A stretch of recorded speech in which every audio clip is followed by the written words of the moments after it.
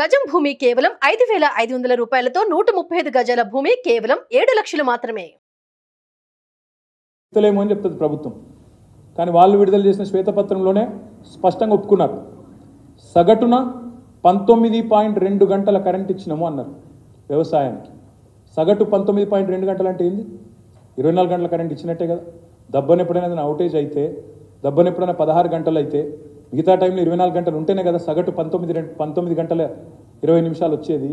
అంటే అంత అసమగ్రమైన తప్పుల తడకతో వాళ్ళు వచ్చినా వాస్తవాలుగా ఒప్పుకోక తప్పలేదు. మరి రైతుల కోసం దాదాపు 37,000 కోట్ల రూపాయలు ఉచిత విద్యుత్ కోసం మా ప్రభుత్వం ఖర్చు పెట్టింది. ఇది నిరర్ధకం అంటారా? ఇది తప్పంటారా? రైతుల ఆత్మహత్యలు నివారించడానికి, రైతులు ఎప్పుడు కావాలంటే అప్పుడు వ్యవసాయం చేసుకునే పరిస్థితి కల్పించడానికి, అర్ధరాత్రి పోయి కరెంటు షాక్ కొట్టి చావకుండా, పాము గుట్టి చావకుండా, తేళ్లు కొట్టి చావకుండా నిశ్చింతగా ఇంట్లో పడుకునే పరిస్థితి తెచ్చి 24 గంటల కరెంట్ ఇస్తే దాన్ని నిరర్ధకం అంటే అది అప్ప అంటే అది అప్ప లేక మీరు చెప్పేది తప్ప ఆలోచించాలని చెప్పి నేను కోరుతా ఉన్నాను. 58.29 లక్షల మంది రైతులకు 2 దఫాలుగా 30,000 కోట్ల రుణమాఫీ చేసింది మా ప్రభుత్వం. మొదటి దఫా మొదటి టర్మ్లో 16,000 కోట్ల రుణమాఫీ, రెండవసారి 14,000 కోట్ల రుణమాఫీ చేసిన 6,000 కోట్ల రుణమాఫీ, రెండవసారి 14,000 కోట్ల రుణమాఫీ చేసినాం. ఇంకో 4,500 కోట్ల రుణమాఫీ ఉంది. అది కూడా తప్పకుండా చేసేటోళ్ళం. కానీ దురదృష్టవశాత్తు ఈ మధ్యలో ఎలక్షన్ రావడం, దానివల్ల 30,000 కోట్ల కాడికి ఆగిపోయింది. ఇది చేసింది మా ప్రభుత్వం. ఇది వాస్తవం. రైతు బంధు పేరుతో భారతదేశంలో ఏ ప్రభుత్వం ఏ నాయకుడు చేయలేదు. 70 లక్షల మంది రైతులకు 73,000 కోట్ల రూపాయలు పెట్టుబడి రూపంలో అందించి వారిలో ఒక ధీమా నింపింది కేసీఆర్ గారి ప్రభుత్వం అనే మాట నేను మీకు గుర్తు చేస్తా ఉన్నాను. ప్రపంచంలో ఎక్కడా లేని విధంగా ఇదైతే నాకు చాలా విడ్డూరంగా అనిపించింది. గౌరవ ముఖ్యమంత్రి గారు మొన్న శాసనసభలో మాట్లాడతారు, 1,11,320 కుటుంబాలకు 5 లక్షల చొప్పున రైతు బీమా వచ్చింది. గౌరవ ముఖ్యమంత్రి గారు ఏమంటారు తెలుసా? మొన్న శాసనసభలో ఇక ఆయనను ఎట్లా అర్థం చేసుకోవాలో నాకైతే అర్థం కాలేదు. ఈ 1,11,000 మంది ఆత్మహత్యలు చేసుకున్నారంటాడు ఆయన.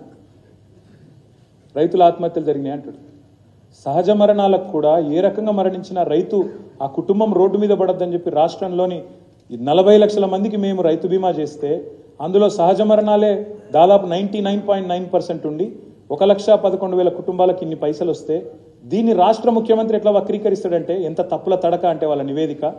దీన్ని పట్టుకొని 1,11,000 ఆత్మహత్యలు జరిగినాయని మాట్లాడతాడు. ఇది వాళ్ళ పరిజ్ఞానం, ఇది వాళ్ళ తెలివితేటలు. ఇట్లాంటి ముఖ్యమంత్రిని, ఇట్లాంటి ప్రభుత్వాన్ని నేను ఏమనాలి, ఎట్లా నిందించాలా, మీరు ఎట్లా దీన్ని అర్థం చేసుకోవాలా, రాష్ట్ర ప్రజలు, రాష్ట్రంలోని రైతులు మీరే ఆలోచించాలని చెప్పి నేను కోరుతా ఉన్నాను.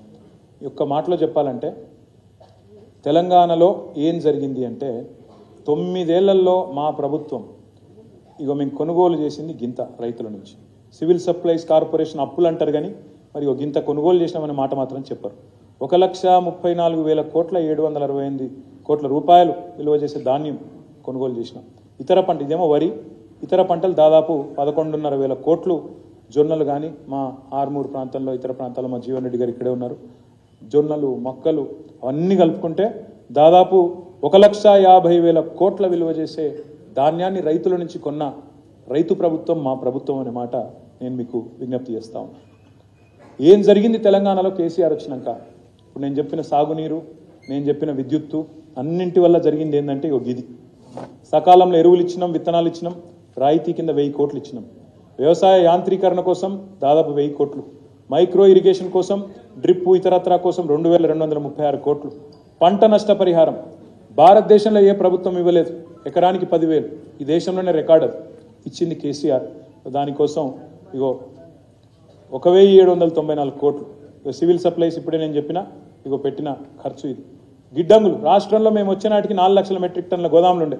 ఘనత వహించిన కాంగ్రెస్ ప్రభుత్వం 50-60 ఏళ్ళు 11 సార్లు అవకాశం ఇస్తే వాళ్ళు కట్టింది గింత 4 లక్షల మెట్రిక్ టన్నులు కట్టిరు గోదాములు. మేము వచ్చినాక దాన్ని 6 రెట్లు పెంచి 25 లక్షల మెట్రిక్ టన్నులకు తీసుకుపోయిన మాట వాస్తవం.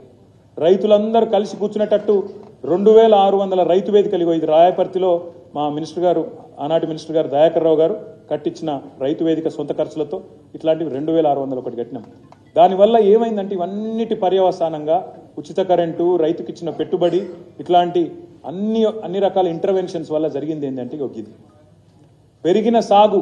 ఆ రోజు 2014లో 2 పంటలు కలిపితే 1,31,00,00,000 మరి ఈరోజు తెలంగాణ 2,68,00,000 ఎకరాలు 2 పంటలు కలిపితే యోగిది. ఆనాడు వరి ధాన్యం 2014లో మొత్తం ఉత్పత్తి 68 లక్షల టన్నులు, ఈరోజు 3.5 కోట్ల టన్నులు. ఈ సంపదను దేంతో కొలుస్తారు? ఈ సంపద ఎట్లా కొలుస్తారు? ఈ సంపద ఎట్లా చెప్తారు ప్రజలకి? దయచేసి ఆలోచించాలని చెప్పి నేను కోరుతా ఉన్నాను.